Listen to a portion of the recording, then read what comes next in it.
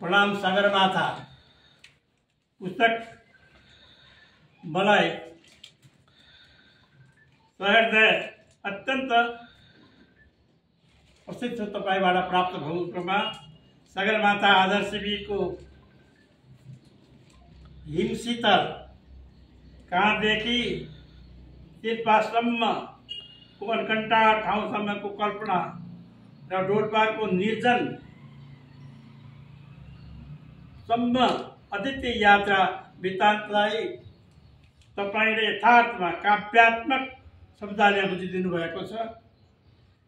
तपाईबाट प्रतिपादित हिमालयको महिमा, त्यहाँका आरोहण उत्कर्षका क्षणहरू र आत्मीय मनोभावनाहरूले यो ग्रन्थ नेपाली साहित्यमा उज्जवल योगदान पुर्याउनेछ भन्ने मैले सम्झेको छु।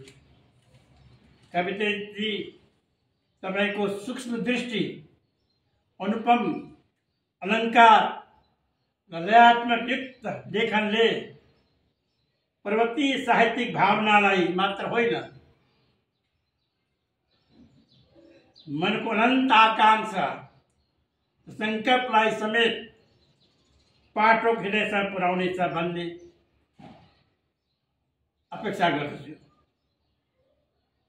अवार्ड विनिङ लेखकको रूपमा तपाईले नेपाली काव्य यात्रा र अन्वेषण साहित्यमा जुन नवीन आयाम खोल्नु भएको छ, त्यसका लागि विनम्रतापूर्वक धन्यवाद ज्ञापन गर्दछु।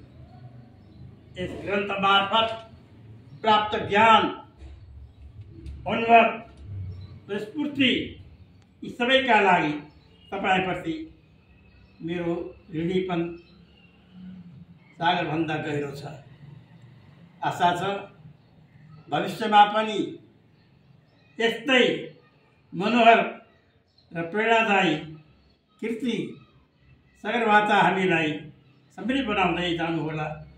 सदैव आभारी, पुष्प प्रसाद भिटे। धन्यवाद।